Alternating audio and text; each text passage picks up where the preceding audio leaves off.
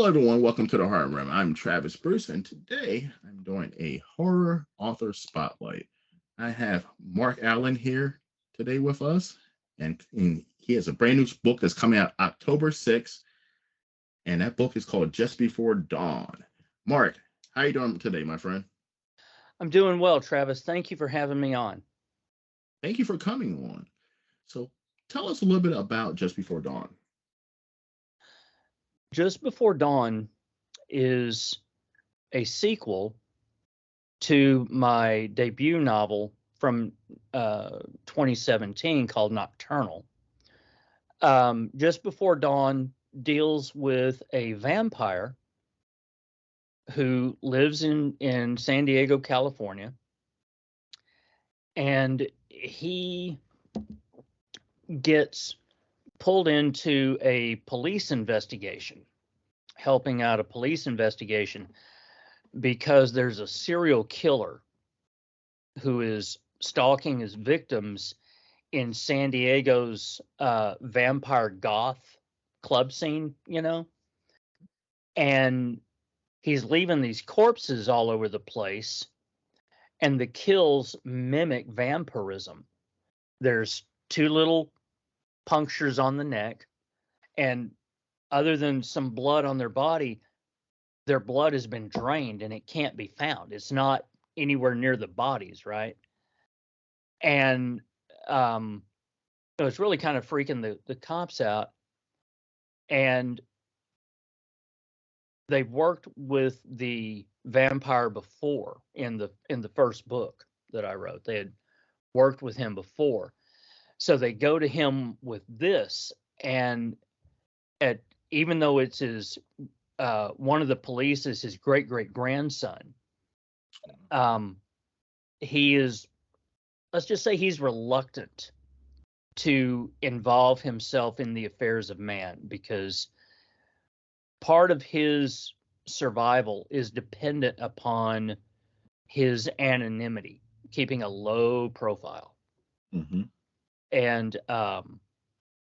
but when they tell him the method, how these people are being killed, he becomes deeply offended personally. He's personally offended that, some pissant serial killer is out there making it look like, a Christopher Lee vampire movie or something. And quite frankly, it just pisses him off. And so for that reason, and for the fact that it's his great grandson asking, he says, yeah, let's go find this guy. Now, while they're doing this, a dark and powerful entity from the vampire's past, something that goes all the way back to the first novel, rises up in the present and wants to send my vampire to his final death, and also is going to kill his descendants because she wants to sever his bloodline. Wow. And so now he has to deal with two threats to his survival simultaneously. So the story is about him dealing with his own past and his own baggage that he carries. And believe me, he carries some Samsonite luggage, trust me. But he's got to deal with that. He's got to deal with his own emotions. He's got to keep his mind on the mission. And he has to stay alive long enough to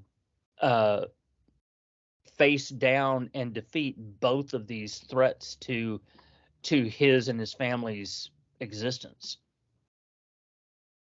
Wow. Sounds like an amazing book. I'm a huge vampire fan. Now, did you do any research with any of the underground goth vampire scene or anything while you were writing your book? No, I didn't have to because I had lived in San Diego for 35 years. And although I was not into that scene when it came around, but see, by the time the vampire goth stuff came around, I was already in my 30s. Mhm. Uh, so I just saw it as that generation's um, hippie movement and flower child kind of thing, where Yeah. that generation of young people are growing up. They're pushing the boundaries of what adult life is, and they're trying to find out if the rules that their parents taught them as children still apply when they're adults, you know. And that was the flower power thing, that was the hippie movement, that was the punk movement, Mhm. that was the goth and the vampire goth and all that. Uh, so I understood that. In fact, one of my own daughters um, was into the vampire goth thing for quite a while, and so that I understood. And the club that I made is actually just a creation out of my own mind. It takes place. It's located in a building that really exists right in the heart of downtown San Diego in the Gaslamp district. But the club itself is purely a figment of my own twisted imagination.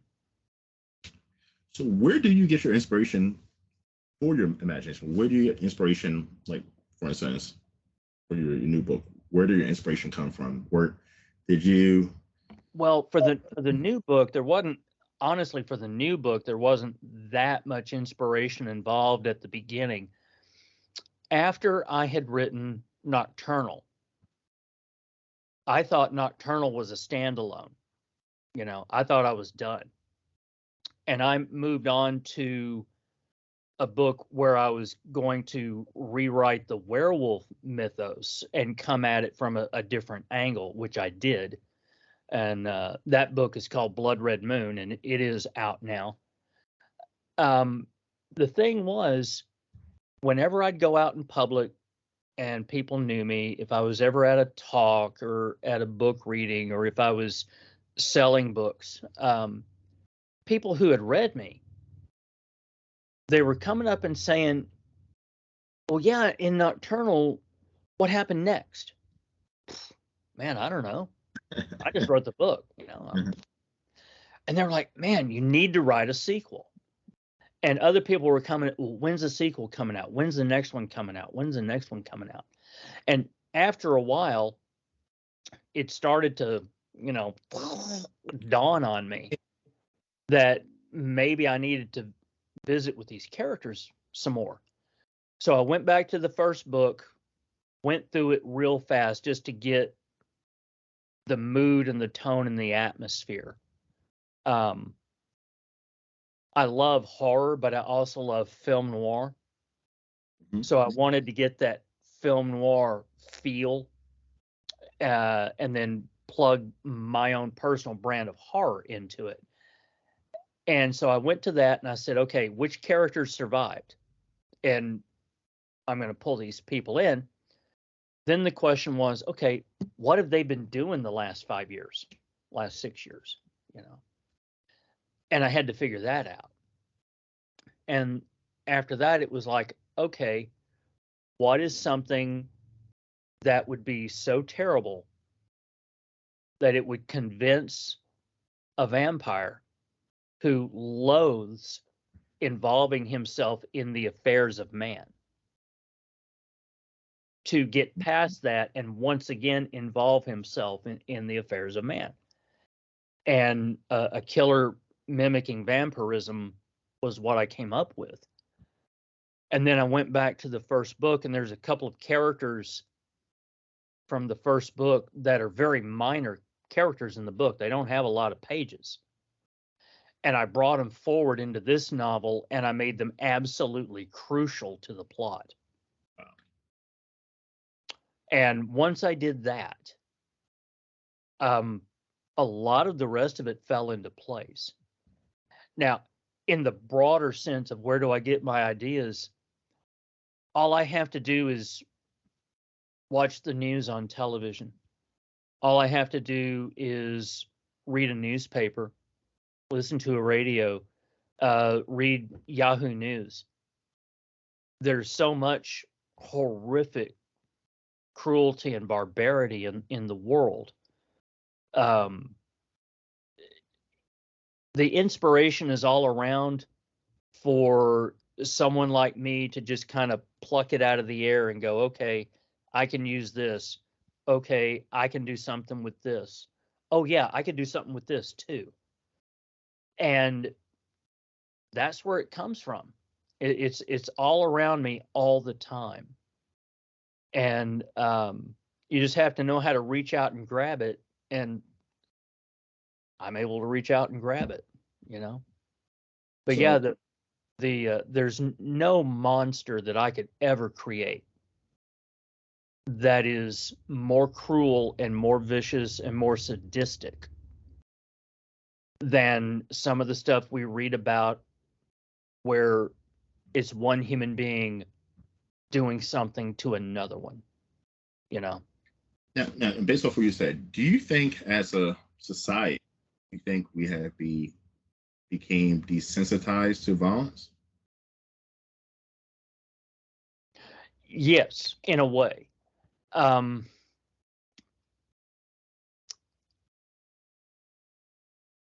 there was a period of time where in film and television, um, violence became almost operatic. It was almost like watching a ballet. It was beautiful. It became cool. There's the problem. Yeah. There's the problem. People started to think, can I cuss on this show? Yes, you can. Go ahead. Great. People started to think that that shit was fucking cool. And it is not. Absolutely not. There's a quote from Rob Zombie that I personally agree with. And I've kind of taken this on with my writing. Now, he was talking about his movies, but I apply it to my writing, and here it is. And I'll paraphrase it for what I do. The violence in my novels is terrible and disgusting because violence in real life is terrible and disgusting. I would never write a scene where the violence was cool. I never want anyone to read something that I've written and go, wow, I want to go do that in real life. You know, now granted, there's always going to be some poor soul out there who's, their brain just didn't form right or something, something wrong with the limbic system or their amygdala or something. And they do get inspired by pop culture and by the art around them, whether it's a book or a television series or a movie, and they'll go do something horrific. And you can't worry about that and pursue your art. Correct. You have to play the odds that people like that are few and far between, But yeah, the violence in my books is graphic, it's gory, it's gruesome, it is medically accurate. Uh, People often say that I write extreme violence. No, I don't. I write medically accurate violence. As you and I were talking before we started recording this, I have a military background, and I've seen up close and personal what happens to human bodies when they get turned inside out, and it's not pretty. Um, it's worse than in the most gruesome movie you've ever seen. It's worse. Um, Sorry, my cat is trying to get in my lap. Um, but that works its way into my writing because I was a combat medic, a Navy corpsman. Now I was Fleet Marine Force, so I worked with the Marines. Um, between the medical and the military, I can ask myself, okay, if this happens to this person on this part of their anatomy, what happens in real life? If this was real, what would happen to underlying structures? What happens to underlying tissues? What organs are going to be damaged? What organ systems are going to be damaged? What bones might be broken? What tendons might be torn? What ligaments might be torn? And once I figured that out, then I just tell the truth. I just write it and I'm honest about it because audiences, readers are very savvy. And the best thing an author can do is be honest and be authentic because they can get the slightest little whiff of bullshit from a mile away. Yes, I 100% agree. Yeah. And I've worked in the funeral industry, and we've talked about this before, and I've seen with my own eyes how horrible humans are to each other, and the real stuff is more scary. I mean, it's more disgusting than the stuff that you see on the movies. And part of that, this is just my opinion. Part of it is because in the back of our minds, when we're watching a movie or a TV show, we know it's not real. We know it's special effects. We know that after it was done, a director yelled, cut. One actor helped the other one off the floor, and they chuckled and joked while they headed over to the craft services table to get some Starbucks, Yeah. And then, 30 minutes later, they were going to have to go back to position one and do the whole thing over again, or take two. But yeah, it's all fake. And in the back of our minds, we know that. In real life, it's fake. Those are real people. Those are real human beings. Those are real people being injured, maimed, killed, butchered, tortured, whatever it is. And that means real families out there feeling the pain of what happened to their loved one. Mothers, daughters, fathers, sons, aunts, uncles, cousins. Uh, the violence just has this ripple effect out through society, and maybe by some of the stuff I write, maybe it will help diffuse somebody. But yeah, the thing in this book, I had promised myself a long time ago that I would never write a vampire story or a zombie story unless I could come at it from a fundamentally different angle. And at least with vampires, I figured out a way to do that. Yeah. I haven't quite figured it out for zombies yet. I think it might be impossible. Because, well, actually, I have a few ideas on how to do it, but okay. No, with vampires, what I had seen, like in pop culture in the last 20 or 30 years, you had a couple of two basic stories. Either the vampire was almost like this mindless killer who was a representation in the story for evil, the personification of evil, the boogeyman, much like Jason Voorhees or Michael Myers. These characters what do they really represent? They represent Evil. evil. And there's a reason why they wear masks that don't have much features or definition, because we will put our own fears onto those masks. Hmm. Each one of us sees something slightly different when we're watching one of those films. We project our own fears onto that. And it's very clever what they do. Yes. But no, for what I decided to do was take the vampire. Well, the other thing was they are pining away for their lost humanity. They hate being vampires, or they're pining away for some forbidden love, right? Hmm. And I just said, you know what? Let's say you start your story with someone who's already been a vampire for like, I don't know, 110, 112 years. And, you know, after that long, they're used to it. It's like, Yeah. yes, that's what I do. Yeah.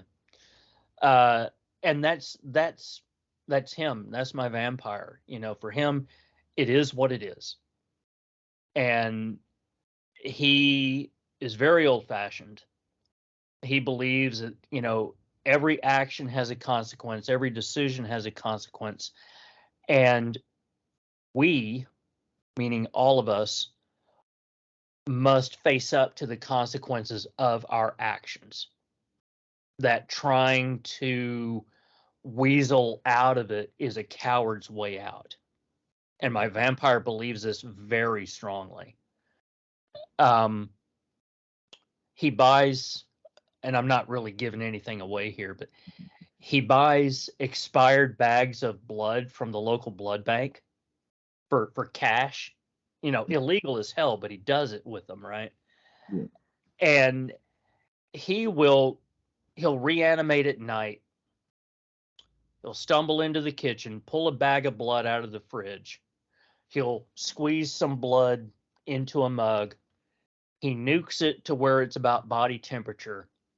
And then he pulls the mug out and he stumbles into the living room, sits down in front of his laptop, and he sips his blood while he works, much like you or I would sip coffee. Yes. As kind of the thing.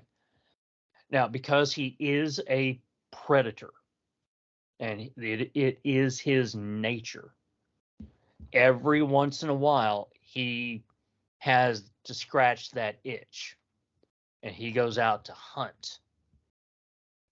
But when he hunts, he only hunts criminals. Almost like a Dexter. Almost. He Yeah. he is Dexter on steroids with fangs. He absolutely hates criminals with a passion. And that is explained in the book why he does. He's got a reason. He hates them with a passion. So if you're a good person, because he has this almost ESP type thing with his eyes, his vampire eyes, and I explain the biological structure inside his eyes, why they are different. More of my medical background coming in. He he sees people's auras kind of emanating off of them in waves, and it's like he can see colors, and he can tell if you're a good person or not. If you're a single mom on your way home after working two jobs, with a bag of groceries, he'll leave you alone. If he's in a good mood that night, if he's got time, he might offer to carry your groceries for you. Awesome. If you're a dad coming home from a 12-hour shift and you worked an extra 15 hours of overtime that pay period so you could buy your kid a new pair of sneakers, that kind of thing, Hmm. he's going to leave you alone. But if you're a criminal, if you're a murderer, if you're a thief, if you're a pedophile, if you're a rapist or some other kind of low life scumbag, ooh, buddy, God have mercy on your soul, because he is not going to have mercy with your body. Because when he feeds, he's messy. He don't leave anything behind. He's a sloppy eater. He is a sloppy eater, and I don't want to go into too much detail because I want people to buy the books. Yes. But yeah, he makes sure that what they find is going to get a closed coffin funeral. I'll put it to you that way. Wow. He makes damn sure of it, because he hates criminals with a passion, and if he comes across one, he takes out that anger and he takes out that hatred that he has for them. And he makes no apologies for that. And another great thing about hunting criminals is he knows that if their remains are found and reported to the police, he knows the cops aren't going to do much, because these people were criminals and they lived by the sword and they died by the sword, and the cops just write it off as one criminal doing something bad to another one. And they don't, unless there's obvious evidence, the police just aren't going to look all that hard. You know, it's like the swamp taking care of the swamp kind of thing. And so, yeah, but he, man. That's an interesting. Listen, I'm not a serial killer, but I always say, if I was going to be a serial killer, I would kill young men who drug dealers, gang members, because the cops don't care. They do not care at all if one of them is found dead. Yeah. So, I mean, that's a interesting concept. Yeah. So yeah, he's good with what he is. He understands a little bit of the mechanisms. A lot of it he really doesn't, because the person that made him didn't really teach him anything. She taught him how to feed. She taught him how to stay out of the sun. You might see my cat's tail bob up here. Yes. Trying to keep her out of my lap, and it just didn't work. She's the real ruler of the roost here. Now, is he able to adapt into the generation or the society, or is he still a little old fashioned and carries? He's old fashioned in that he speaks very formally, and this is a holdover from when he was raised. He was taught by his parents to be very formal in his speech, because it was considered respectful. He doesn't cuss, and he doesn't use contractions in his speech. He will always say, "I cannot do that," or "that did not happen. I would not do that." He does not use contractions in his speech. So his speech is kind of dated, and people call him out on it. And in both books, people call him out on it all the time. And he'll just cock an eyebrow and go, "Indeed, I had not noticed." And then he'll just keep going, So, and of course he knows, but he's throwing them off, or trying to throw them off. So do you see a little bit of yourself in this character? Very much so, very much. After my military career and some of the things I've seen, some of the places I've been, I like my quiet. I like my peace. And I that works for being a writer. It was funny when the pandemic first started. I was like, self-isolation. I'm a writer. I, I self-isolate as a lifestyle. Mm-hmm. But yeah, there is a lot of him and me. He's not much of one for being part of the mob, you know. And there's a reason for that that's explained in the first novel. He doesn't think much of what we today call groupthink Mm-hmm. or group speak. He's very independent minded, will make up his own mind about things. Um, no, his thing is that he's a clothes horse. He loves his clothing. Loves his clothing. You know, he wears, custom made Italian linen pants and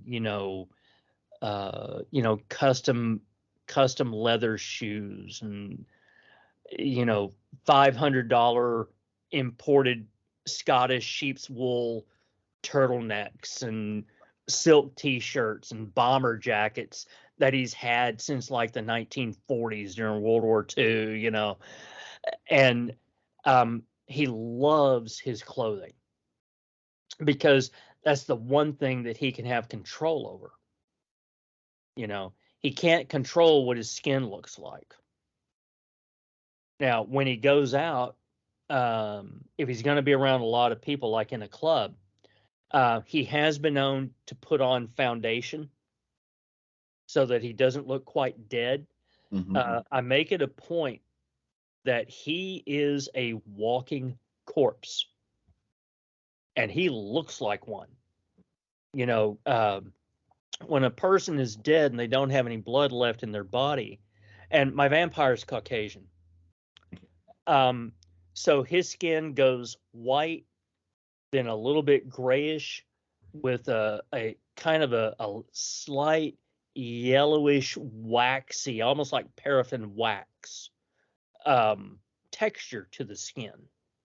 And working in morticians, you know what I'm talking about. And his eyes, because he is a creature of the night, his pupils dilate to take up in the entire front of the eyeball. And because of that, he wears sunglasses.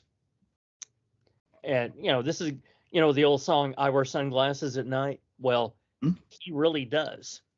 Because if he doesn't, street lights and lights inside clubs and stuff actually hurt his eyes.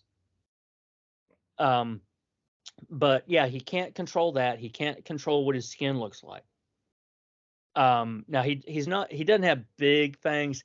His canines, they're maybe like a half an inch longer than the rest of his teeth, but they're long enough to do what needs to be done. And he has the same hair that he had when he was young, but because he's no longer human, because he's dead, his hair has no body, it has no life, there's no luster to it because there's no blood flow to it, right? Mm-hmm. So it just hangs limp across his forehead, just kind of pasty across his forehead. And he can't do anything with his hair because if he were to cut his hair's not going to grow back. Yeah. So he's just kind of stuck. And these are things he cannot control. So he controls the things that he can control, and that is how he dresses and how he presents himself, both for his own self-esteem and for how he presents himself to other people when he does venture outside his apartment. Now, when you end this book, did you leave it where there could be a third book? A Yes. You Yes, very much so. Um, because I have another series that I have started. It's a werewolf series. Mm-hmm. I'm coming at the werewolf mythos from a different point of view, and that is set where I live up here in the Pacific Northwest on the western shores of the Puget Sound.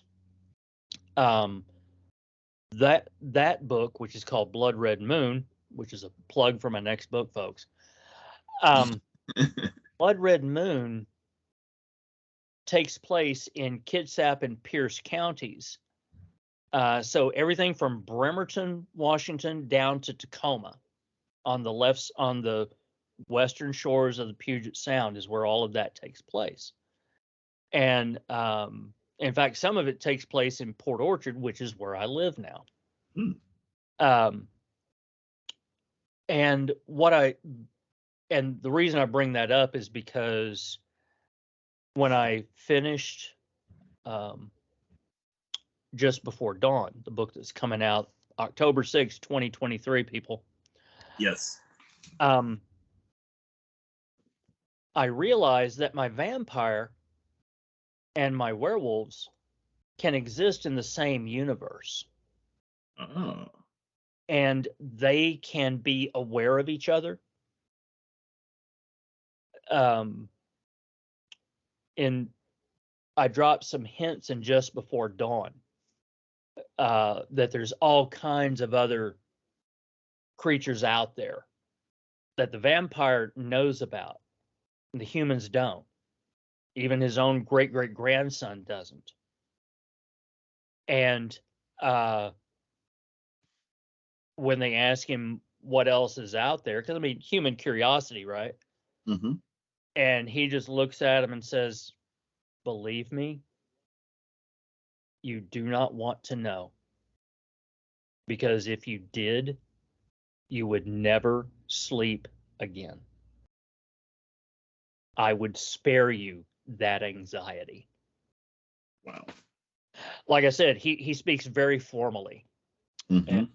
and that was just an affect I wanted for that character because it's something I don't see a whole lot of, and I wanted to make my vampire unique in subtle ways, and I go into some of the biology and physiology of a vampire. Do they go to the bathroom? Why, yes, they do. That's a good question. What does it look like? Well, read the book. Yeah. um, they can. There's a place in San Diego, and it's a real place. And I got the place's permission to use the real name of the place in Just Before Dawn. Mhm. It's an all night coffee house, very chic, very bohemian, very eclectic place, and it's called Lestat's. And he loves to go to Lestat's in the early morning hours after he's finished work, Mhm. because he just every once in a while, even when he's not hunting, he just doesn't want to be alone. And so he'll go in and get like water or unsweetened tea. And in my stories, vampires can drink that. In fact, they need to. They need to put fluids into their bodies. And so a lot of times he would go in there and just sit and read a newspaper and just sip ice water or sip iced tea and And just then, read. And then when he's done, he just gets up and leaves and goes and does his own thing. And in fact, Lestat was my favorite place to go in San Diego because it was like 10 minutes from where I lived. mhm. And I walked there. That was 10 minutes walking. Okay. That's And it was my favorite place to go and work on screenplays because I was going to be a film director before I decided to be a novelist. And but then 2014 came around, I got diagnosed with a stage 4 cancer, and it was a seminal moment in my life that changed my life on just about every level. And now I write the novels. I still have screenplays. I still have an agent in Los Angeles and all that. Although nothing's going on right now because of the strikes and everything. But yeah, the way it is for me, if something happens with the screenwriting and someone wants to buy one of my scripts, that's fine. Great. Make the deal. Make the deal. I'll take the money. Yeah. I mean, I'm not stupid. Mama didn't raise no fools. But writing a screenplay is such a technical exercise because you have this very rigid format which you must follow. And there's very little art in writing a screenplay. Now, it may become art when a movie gets made. A movie can be art. A screenplay is not. It's not intended to be art. Now, I know that there are people who would disagree with me on that, but trust me, no. It's like in construction. A screenplay is a blueprint to make a movie instead of building a house for making a movie. You're never going to walk into anybody's house and find the blueprint for that house framed and hanging on the wall. Yeah. So True. It's not art, and neither is a screenplay. It's an outline, a detailed outline. It is a blueprint for making a movie. However, when you write a novel, you are creating a world out of whole cloth.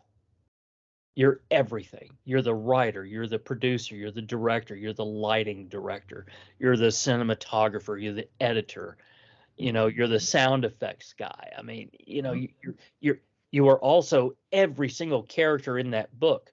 You are. We've all heard of method acting, right? I am a method writer. I have to feel what my characters feel. I have to believe the unbelievable situations that I create, because we all know that vampires and werewolves aren't real, right? Correct. But I have to believe it in order to write it. Because if I can't believe it, I'm not going to be able to write it, and it's going to stink of bullshit, and the audience is going to know. Yeah. So I'm a method writer. It's one of the reasons why it takes me so long to write that first draft. Is because I can only work maybe 4 to 6 hours a day on a novel.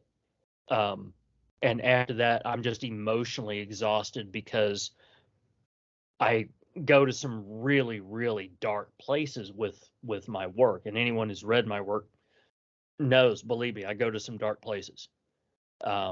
They're in service to a story. There is no place so dark I will not go.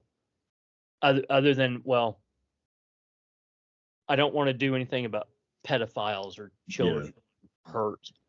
I don't want to do that. But yeah, there's really, really dark soil deep within the human heart. And that soil can be tilled. You go in and you plow it and you see what comes up. As a writer, that's what I do. I'm plowing some very dark soil and I'm seeing what's gonna turn up, So, and I've done that before for real. I've worked on a farm harvesting potatoes. And they'll drive the tractor over the potato field with the plows on the back, and it digs the potatoes up. They just pop up out of the ground. You didn't even know there was anything there. And then myself and the rest of the hands, we went out there with bushel baskets and we had to pick them up by hand and Mhm. put them in. And it's kind of that way now. I plow that dark field and I see what pops up and see if I can use it to tell the stories. Can it be exhausting, especially throughout the period of writing a novel? Do you need to take a Is significant break, a mental break to on, cleanse? on the when I Hmm. write the first draft, that's the hardest work I do. When I'm working, when I'm writing that first draft, I write every day, 7 days a week. I need to get between, at minimum, I want to get 12 to 1500 words. Better if I can get somewhere between 1500 and 2000. Okay. I start writing in the fall, because up here by the second or third week of October, it's turning cold and it's getting rainy and we're having sleet, and you're starting to you know open up the chute on the fireplace and that kind of stuff. And um, so I start writing then, and the idea is by late October, early November, I have started. And if I'm able to stick to what I'm doing, I have 150 to 180,000 words of a first draft by February. And then it's about grammar, syntax, spelling, all that stuff, all the technical stuff. And then winnowing, winnowing it down to hopefully 120,000 words or less. They always say in novels that the ideal length is somewhere between around 180 and 120. I'm sorry, 80 to 120,000 words, and that's a good range. But since since I publish through Amazon, I'm not traditionally published. I publish exclusively through Amazon. I'm an indie author. I can write as many words as I want, but I have to think about the marketability of the book. Hmm. And so I do try to keep it down. Just Before Dawn came in at just a little over 100, I think it was like 124,000 words. It was a little bit longer than the other book, but it's because I have so much going on. And this powerful entity from the vampire's past, I had to explain who she was, where she came from, and why she's there. Hmm. And I have to explain why she wants to, you know, kill the vampire, kill his family, and then take over San Diego as her own territory. So I have to explain why, and to do it and do it right took some time, because see, I try to do something that's kind of what I believe is kind of unusual or even unique in horror. Um, I take these classic monster archetypes, you know, and rather than having them be the villains or the whimpering, oh, woe is me, oh, um, God, I hate that. Okay. But uh, I give them three-dimensional characters. I give them multifaceted personalities. I give them strengths and weaknesses. I give them flaws. I give them regrets. Maybe things that they've done in their past that they regret. And then I put them at the center of the story. I have the events revolve around them so that they become, in the case of my vampire, he's an anti-hero. more than he's not a villain, but he would be the villain in anyone else's story. Yeah. But he's not a hero either, just because of the major flaws to his character. Although he can do heroic things, he's not a hero. So that makes him, you can tell I took classical literature in college, right? Yeah. That makes him an anti-hero because he has these deep, deep flaws, but he's always trying to do better because he's been so bad in the past. He wants to do better now. He's trying to balance the cosmic scales so that if he ever does die, if he ever meets his final death, he's hoping that if he gets to go to heaven and he's standing there in front of St. Peter, that the cosmic scales are going to somehow balance out for him,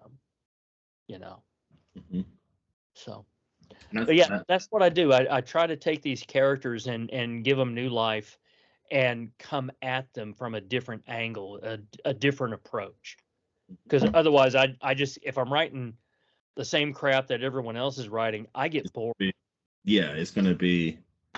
Yeah. Yes. All right. So, quick question. All right. So, it's our horror channel. I'm going to one quick horror question for you. Okay. So, your book is about vampires. What is your favorite vampire movie of all time? Of all time? Mm-hmm. Tough one.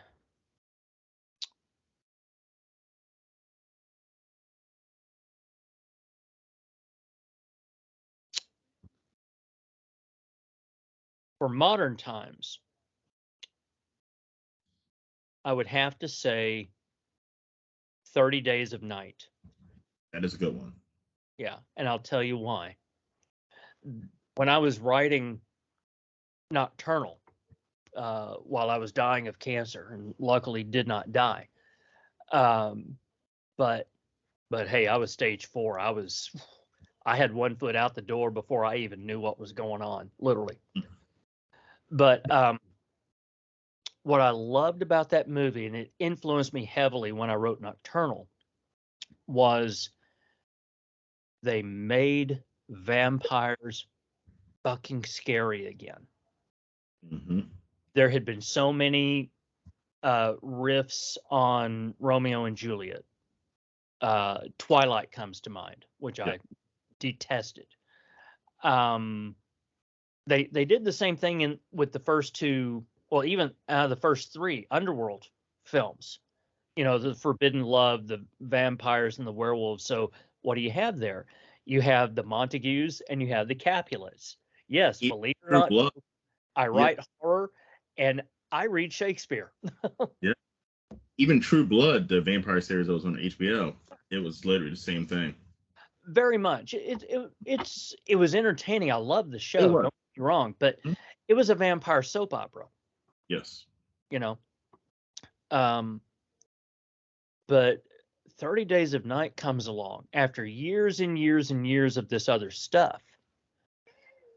And I'm sitting there watching that movie going, yes, somebody fucking made him scary again. Mm-hmm. This is a fucking vampire movie. Yes. And they were like pack animals. They were like wolves, and it wasn't just one of them coming at you. It was all of them,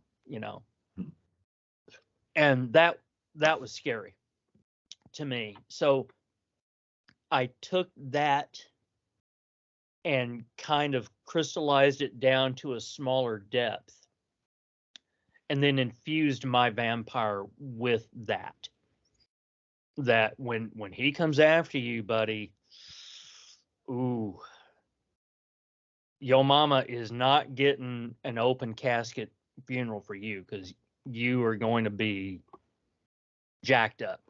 You're getting jacked up. Pieces of the body are going to be missing. Organs are going to be missing. Yeah, you're getting jacked up. This guy doesn't play.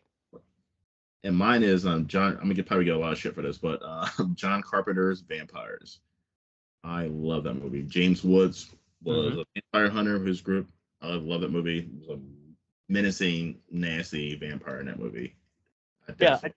I just watched that movie here just a few weeks back. Yeah, it's an enjoyable film. Mhm. Um, I saw an interview. I was there at Comic Con one year when John Carpenter showed up to show some clips from it and do an interview, and he said something that, watching the movie, I believe he's telling the truth and not just coming up with stuff to sell the movie. He said that he went to film school not to make horror movies. He grew up with John Wayne and Randolph Scott and Audie Murphy. He wanted to make westerns, and he wound up getting pigeonholed into horror because he did it so well. Mm-hmm. But he said his point of view was that vampires at that point in time had become rather generic in film and television and pop culture.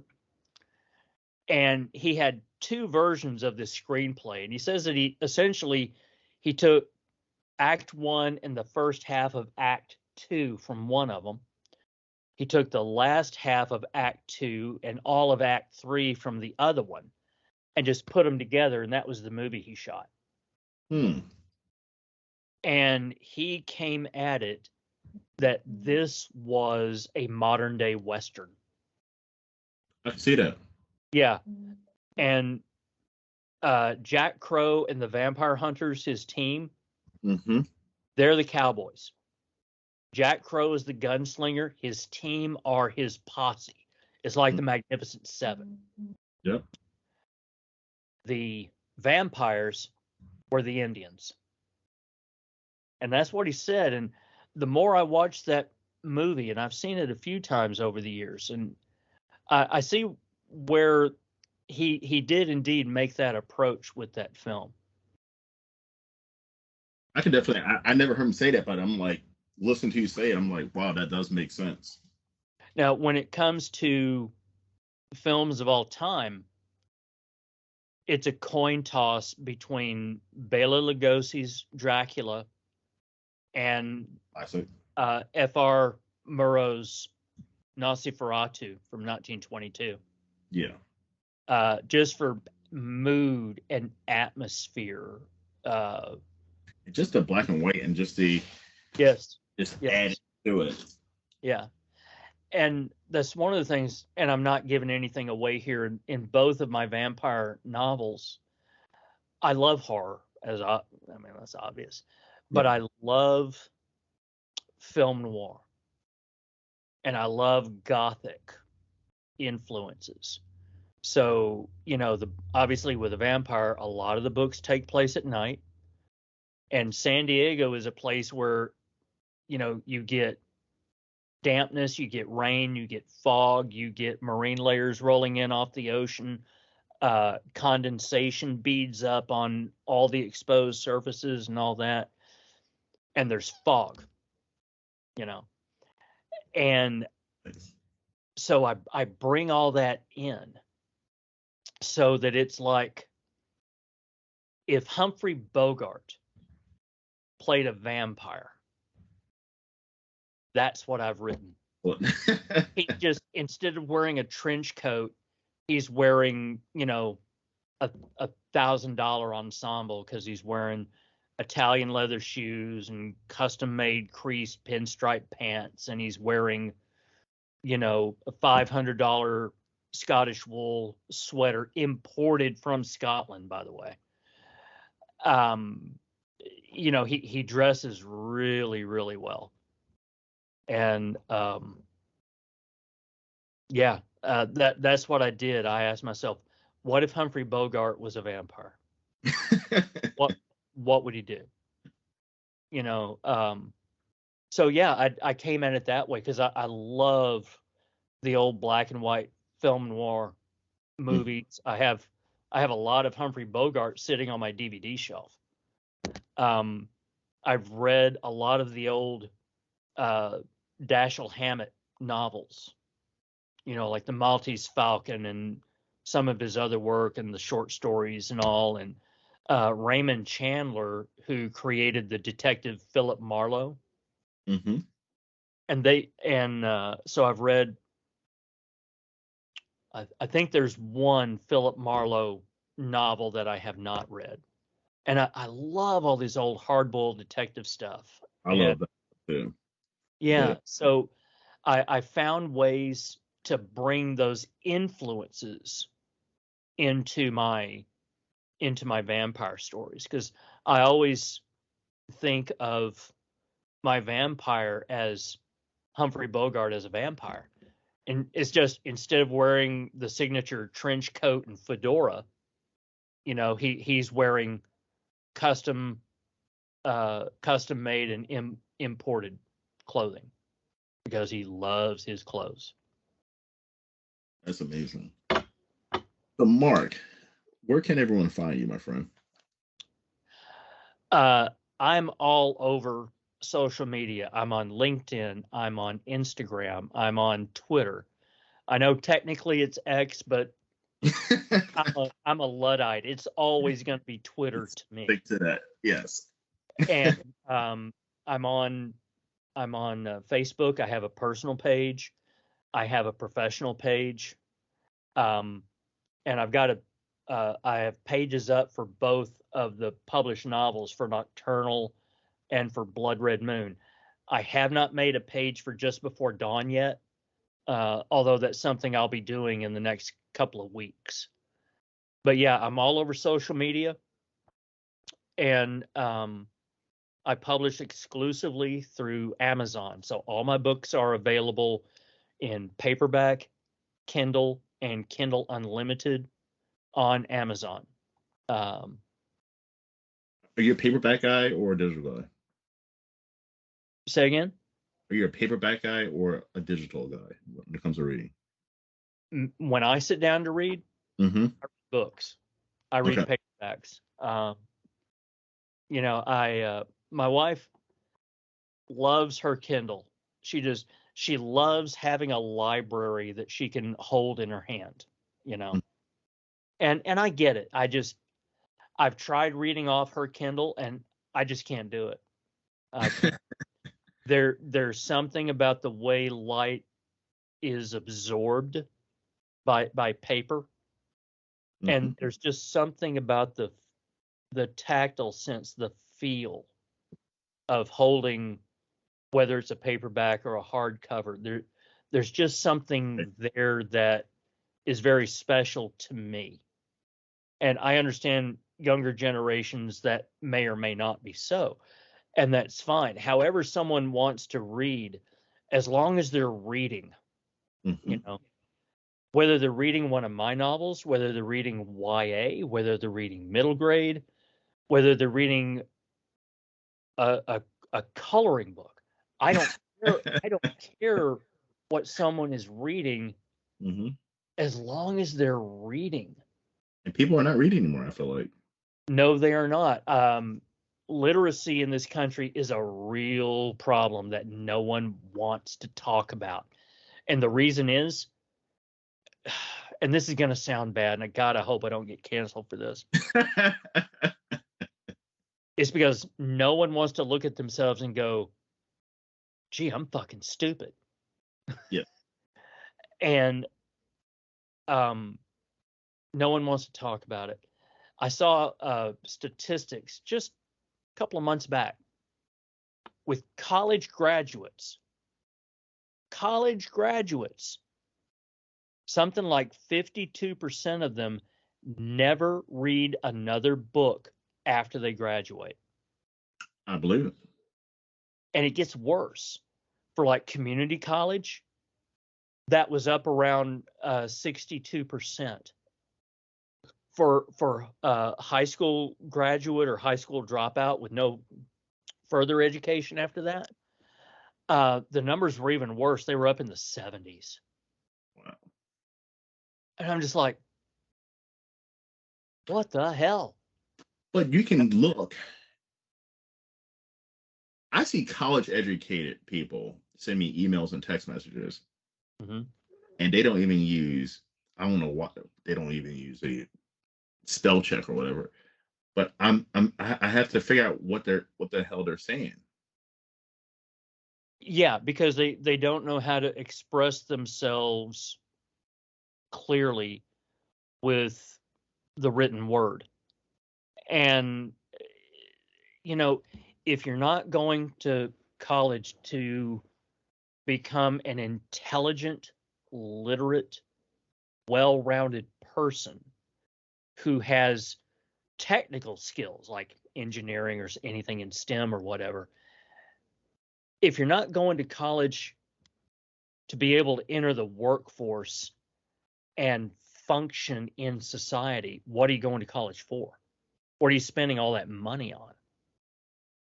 Party and ass. That's what I feel like And this well, even when back in the dark ages when I was in college, hmm and I'm a college dropout, I'll be the first to admit it. And I flunked out because of my own stupidity. It was no one else's fault. It was mine. Um, and that right there works into my vampire. He doesn't cut other people slack, but he doesn't cut himself slack either. And hmm that is very much me. Um, but I was taking, 2 semesters of English comp.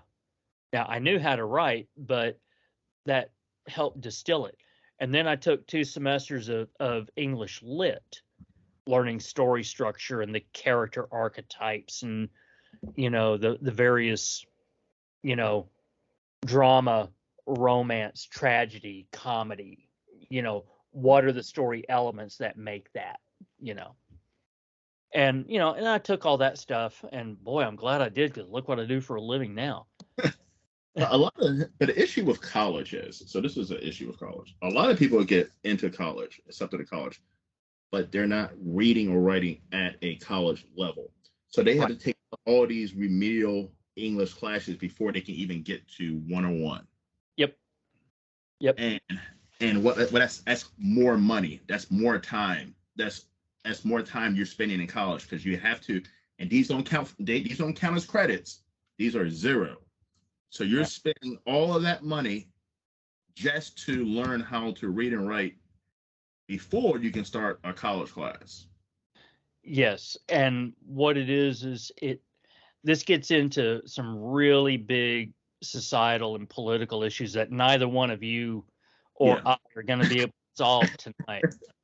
But it has to do with our public, not the private or the parochial, but the public education in our public schools. It's not as bad at the private schools. It's not even as bad at the charter schools. But in the public schools is where you see it the worst. Um, People are not being taught how to read. They're not being taught how to write. They're not, and I'm not talking about writing at a professional level. I'm just meaning, what is a noun? What is a verb? What Yes. is a subject? What is a predicate? You know, Where they're to not put a taught, they're not being taught that. The other thing they're not being taught, basic arithmetic. And you know, I'm not even talking about algebra and trig and calculus. And I mean, yeah, if you're going to be an architect, and yeah, you need that stuff. If you're going to be in STEM, yeah, you're going to need some of that. The fact of the matter is, most people, once they get out of school, they need to be able to add, subtract, multiply, and divide. They need to be able to do math with money. They need to understand what a decimal point is for. And they need to be able to convert from decimals into percentages and back again, you know? And you need to be able to do that just so you can keep your own personal finances straight, you know? Um, and some, they're not learning how to do this, and teachers are no longer allowed to give failing grades anymore. and students are just moved along the conveyor belt towards their diploma, but they haven't learned the foundations yet. And that's why by the time they get there, many of them have convinced themselves that they're stupid, and they're not. But they've convinced themselves that they are. Oh, math is hard. No, it's not. Math is simple. It's not always easy, especially when you're working with, the quadratic equation, or you're breaking down the Pythagorean theorem in geometry, or that stuff gets complex. But 2 plus 2 is always going to equal 4, always, no matter what. The rules of math never change. There's no exception to them. And once you learn those rules, the rest of it is just getting out the equation and doing the math. And once you figure that out, math is simple. It's not always easy, but it is simple. It's the same with reading. It's like going to a gym and working out. The more you do it, the stronger you get. 100%. And they're not being taught reading, writing, and arithmetic, because that's the key to the universe right there, is being able to do that. The other thing is, a couple of generations of kids, and believe it or not, it was starting to happen with my generation. They've been sold a bill of goods that if you don't have a college degree, you're doomed to a life of poverty all your life. That is not necessarily true. Mark, I'm going to say something with that, and I'm going to agree with that. Majority of the people I know who have a college degree are living in poverty. Mm-hmm. Because they either took out way too many loans, and that's a whole different issue. I could go on all night about that, but I won't. They took out too many loans, or they got a degree in something that puts them in a career field where they cannot make enough money to have a living wage and pay back the student loans. Or they get a degree in something and then go get a job that someone who didn't have to go to college could get. Yeah. They become underemployed. They're overeducated and underemployed. Most people who have college degrees are not working in whatever that degree is in. Exactly. They are working something. They are working a job that someone with a high school diploma could work. Yeah. Look at all the degreed baristas working at Starbucks. Yeah. A lot of it comes down to a lot of different personal choices. But see, I'm a proponent. I'm a proponent of trade schools. There's nothing wrong. College is not for everybody. No. And people have been sold a bill of goods and pushed down this pipeline. Got to go to college. Got to go to college. Got to go to college. And like I say, it's not necessarily true. When I was in school, they had building trades where they actually took a class of high school seniors, and over the course of the year, they actually built a house. And then they sold that house to finance the construction of another house the following year with a different group of senior boys. Wow. They had auto mechanics. There was auto shop. They had a thing called industrial education where they partnered with industry out in the community, and you could learn machining and machine tooling and welding and these other trades, so that you didn't have to go to college. You could work with your hands and make a living.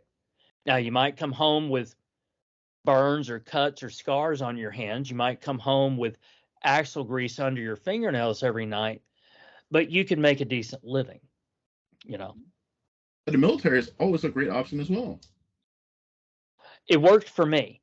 I got Well, marvelous education and training in the military. It taught me a work ethic.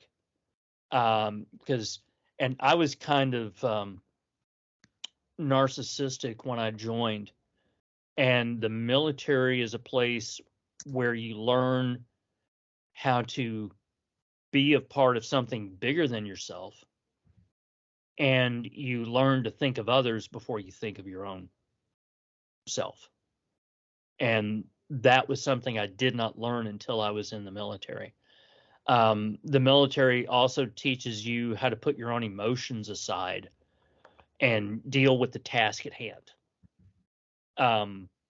It taught me a work ethic, have a mission, how to make a plan, how to make a battle plan, and how to be a self-starter, initiative, that self-discipline. And all that goes to say, in a strange way, it was the perfect place for me to be to become the author that I am, because I use all of those skills that I learned in the military every day, every single day. I was talking about how I was going to work in film. You can look on my IMDb and you will see that I wrote, produced, and directed a feature film in 2005. And I mean, I had to form the LLC. I raised the money. I had to hire the cast. I hired the crew. You know, I did the whole thing. I was out there obviously directing. So I'm out there on location every day, telling the lighting guys, we need to change this. We need to change that. Camera guys, I need you at this angle, pointing up this way. I was doing all of that. Uh, and then once we wrapped, I took free adult education courses in Final Cut 7 so that I could edit my own movie. wow. I would sit in the back of class with all my footage on an external hard drive. And the teacher knew what I was doing. They didn't care because they got paid by head count, right? It didn't matter to them where I was listening to them or not. And I wasn't. I was back there with headphones on and my external hard drive hooked up, and I was using their Final Cut 7 to edit my movie. And I made a movie. I shot a movie in 9 days for $9,000. Wow. That was all the cash I had. And I found a way to bring that money in on time and on budget. Now, it didn't turn out to be a real good movie. When I watch it now, I just cringe. It did get distribution with a small straight to video company. It did sell in several countries. It has kind of fallen into obscurity now, and I've decided that that's where it needs to stay. I did write. I was going to shoot another movie when the financial collapse of 2008 happened, and all my investor money dried up, and finally got that movie shot in 2011. It was released in 2013. It's called Early Grave, and I wrote and co-produced that movie. And that movie's still out. I think you can rent it for like 99 cents on Amazon Prime. And if you have Tubi, you can find it on Tubi and watch it for free. Okay, sweet. Yeah. But like I was saying, when I got cancer, I realized that if I lived, the long-term debilitations from it, of which I have several, I was no longer physically capable of doing what needs to be done to be a full-on film director. I don't have the stamina for it. Do you miss it? Sorry? Do you miss it? Every day. Okay. Every day. I think it's one of the reasons why I've gone in primarily to novels, is because I'm the producer, I'm the director, I'm the lighting designer, I'm the special effects guy, Actors, actresses, everything. I'm the cinematographer, I'm the sound effects editor. I mean, I'm everything. I'm in complete and total control of my work. And I love that. I love that. And like I was saying earlier about screenwriting being a technical exercise, writing a novel, it's a totally immersive experience. And I get to actually create a work of art. Mm. And there is just this sublime artistic satisfaction that I get from that I never got from anything I did in the independent film industry. And as I get older, the less patience I have for all the gobbledygook that goes on with the film industry, what I call the peripheral bullshit, the stuff that actually gets in the way of making art. Yeah. And with indie publishing, I don't have to deal with any of that. There are no middlemen. I write my novels, I edit it to the best of my ability, I send it out to beta readers, they catch the stuff that I missed. They bring it back to me, I rewrite again, and I just keep, trimming, and I get it into the tightest, fastest paced story that I can. And then it's real simple. It takes me like maybe a day to upload it to Amazon. And then I tell Amazon how I want it to be offered. I pick the day that I want it to go live, I'm in control of everything.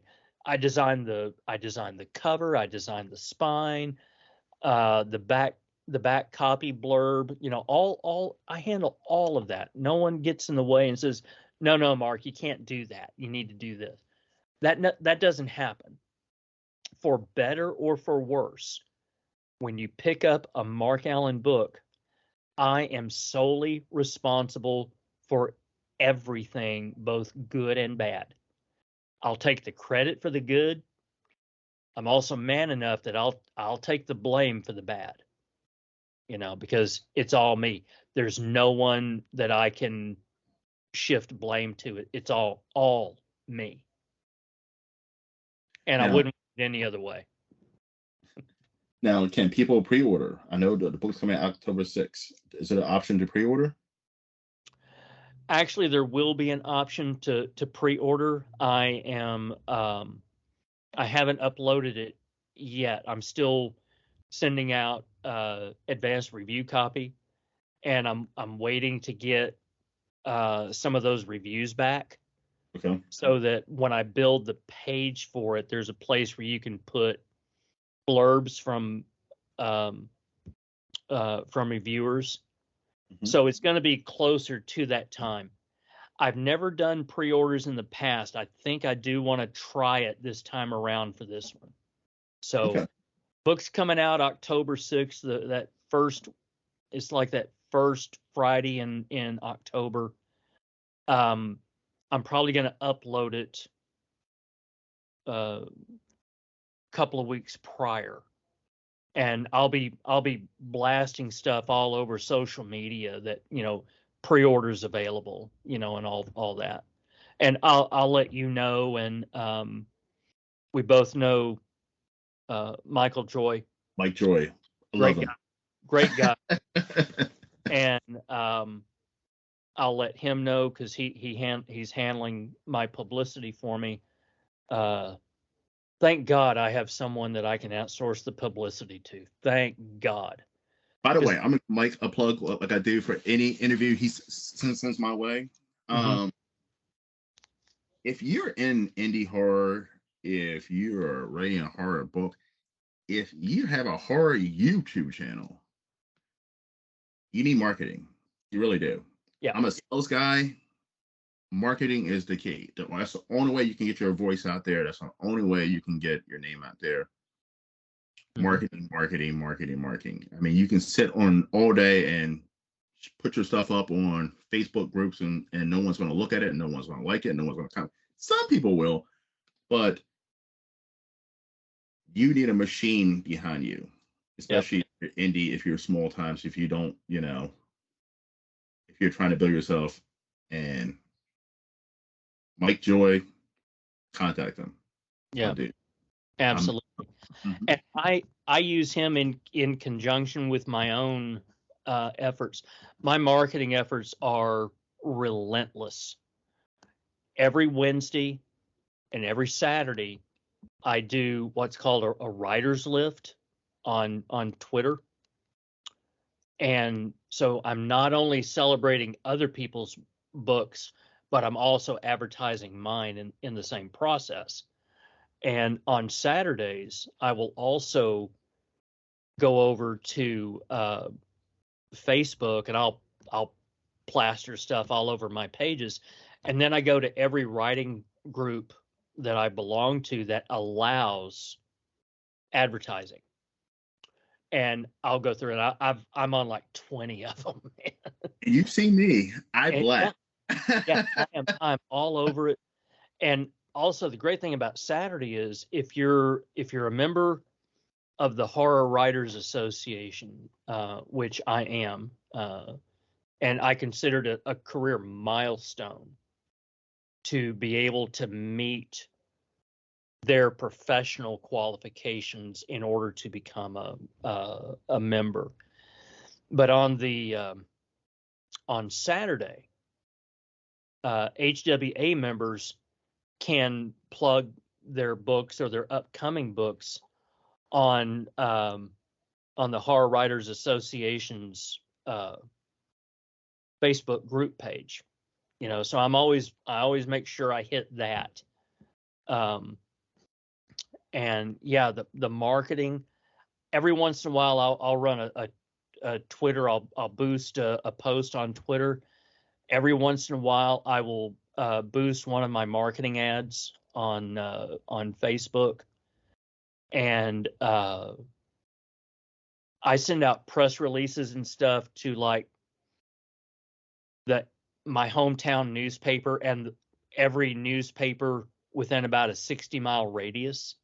Mhm. Because believe it or not, even though I left at 18 and I haven't been back in 50 years to live, people still know who I am. And just about everybody that I grew up with and went to school with live somewhere in that 60-mile radius. There's a few of us that got further away. Mhm. In fact, there's a few of us who got out completely and are living in all over the world. But most of us, and this is like I say, I grew up in the 60s and 70s. This was a time when people grew up, lived their lives, and died. In the same geographical Yep. region. It was a very common thing. I was one of the few who got way far away and stayed gone. I left and stayed gone, which has been something of a thorn in the side of my family. But you know, The I got majority, got to be me. I got to live my life. obviously, the majority of my friends that I know that went to the military, they could have went to Germany, went on the side of the country. They always came back, and I looked at them like, why? The world is a huge place, and there's all kinds of places to live. And the Texas that I grew up in no longer exists. The hometown that I grew up in no longer exists. The Jacksonville, Texas that I grew up in the 60s and 70s is not the Jacksonville, Texas of 2023. Mm-hmm. And I just would not fit in there. I just wouldn't. I wouldn't feel like I fit in there. I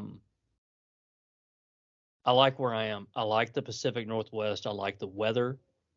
I like the vibe. There's this funky bohemian vibe. I'm hooked in with the local writers community here, people who write all kinds of stuff. You know, I do personal appearances, I do book signings up here, you know, I do readings, all kinds of stuff, and it's great. I love it. I love where I am. That's awesome. Yeah. I love the West Coast. I'm on the East Coast. I love the West Coast. I mean, that's where eventually, hopefully, one day I'll be. Yeah. Well, Mark, it's been an absolute pleasure. Everyone, October 6th, Just Amazon. before dawn. Yes. And then also grab Nocturnal too. That's one there, right? Absolutely. Nocturnal is the first, Just Before Dawn is the sequel. And it says right on the cover, it says Just Before Dawn, and underneath it says a nocturnal novel. Yes. So grab Nocturnal right now, read it. By the time you get done that, October 6th will be here, Just Before Dawn. Just Before Dawn. And just for anyone watching, just so you know, I feel an obligation to say, this is not a book for children. Okay. If they're young enough that they have to ask to go see an R-rated movie, they're too young to read this. The violence is, like I say, it's medically accurate, which means, folks, it's graphic. Okay. I do not pull any punches. I just want you to know what you're getting into. I don't believe in deceiving people about what they're going to get into when they read one of my novels. Awesome. Well, I'm definitely going to check them out. Because I do like a little bit graphic, so I'm going to give it a try. Well, listen. It's not wall-to-wall splatter gore, Mm-hmm. because I don't like splatter gore. Neither do I. You know, but you'll be going along, boom, hardcore blood, graphic gore, blah blah blah, and then boom, it's over, done with, and you're moving on to the next thing. It's all about serving the story, and it's all about maintaining mood and atmosphere, and it's about advancing plot and telling something new about the characters. And if you're not telling them something new, at least confirm something that you maybe hinted at before. You know, it's all about setup and payoff, you know. So just be aware that, yeah, you're in for a ride with my stuff. Do not give this to your kids. And Mark, I would like to have you back on when you said Blood Red Moon. Yes. When you're ready for that, I would love to have you back on. Oh yeah, I'll love to talk to you about Blood Red Moon. Yeah. I'm writing the sequel to Blood Red Moon this fall. Okay. You know, Just Before Dawn comes out October 6th.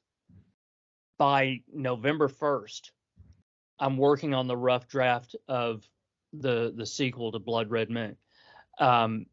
I've planned Blood Red Moon to be the first of a 3-book series. So I'm going to have that arc. Coming from a screenwriting background, everything I do is in 3 acts. So each book is a 3-act story. You know, the arc is a 3-act arc. Mm-hmm. But when you put the 3 books together, once I have them written, they become part of a larger overall arc, where the first book is the first act, second book is the second act, Third book is the third act and the conclusion. Amazing. I'm looking forward to the read. I'll come back and talk to you about Blood Red Moon anytime you want. You tell me when, I'll be here. I'm gonna hold you to that one. You do that, my friend. Please do. All right, everyone. Well, thank you for coming to the Horror Room. I'm Travis Bruce. I'll see you guys next time. Take care. Bye-bye, guys.